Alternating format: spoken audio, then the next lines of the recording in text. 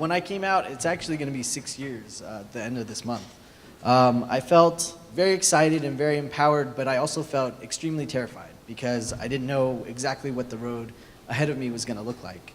I had found a community of LGBTQ people online and from all over the country and the world, but what I felt was missing from that community was the voices of the Nikkei people. We didn't want Okaeri just to be one conference, it's like a one-shot wonder. We really wanted it to be an effort for culture shift in our community to really undo homophobia and transphobia that's just so harmful to all of us, no matter how you identify. This is a thrilling thing for someone like me who has been out for almost 20 years and never even knew that there was a Nikkei community of people like me.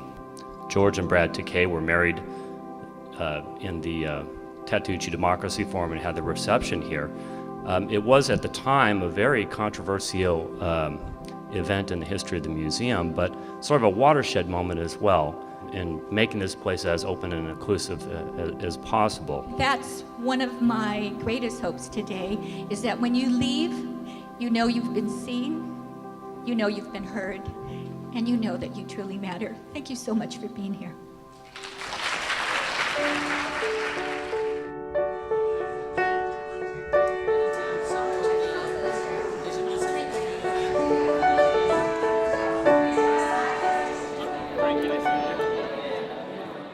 I didn't speak to my parents for 10 years because I didn't think that they saw me or heard me. There's something very healing about being witnessed and having your voice heard. I knew that I was gay when I was 5 years old, without a doubt, without even knowing what it exactly meant.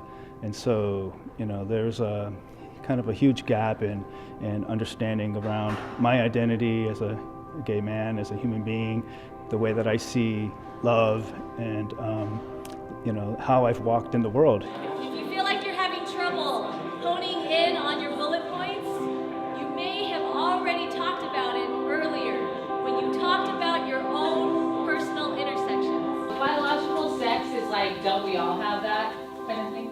I feel like oftentimes this can be done just by young people, wanting to push the boundaries or whatever, but it's so reaffirming when our elders are really stepping in, sharing resources and generously wanting to learn. And I think LGBTQ folks on the other hand are being very generous and wanting to share, and us all getting to learn from each other and grow.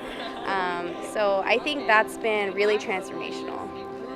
Just being amongst peers of mine that are around my age, like around 30, and who are either coming out or who are queer or trans, being next to those Nikkei folks, and also with the older folks, the older people, my elders that know what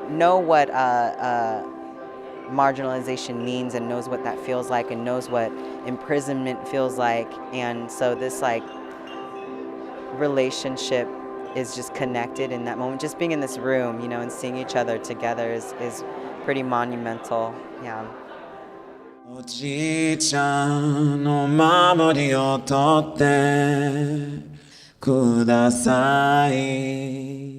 I do think that this whole LGBTQ is probably the most important civil rights issue in our time.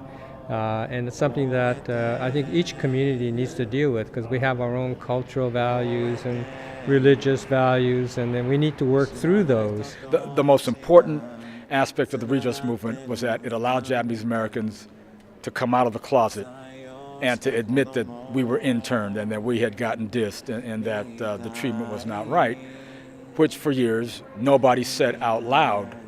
Is our contribution as Japanese Americans, as Japanese American queer people, our contribution comes to some extent from our solidarity, but not just that, but our message of justice to every other community that could be an ally. And that outreach, it seems to me, has to cross those lines that you're talking about between straight and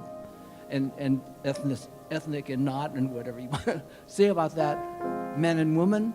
There's all different ways to come together with empathy and with a commitment to the common good. the stars said, "Shine brightly and come out of the shadows."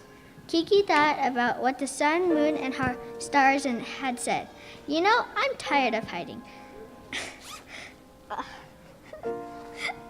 Suddenly, she exploded with beautiful colors and turned into a humongous rainbow that the whole world could see.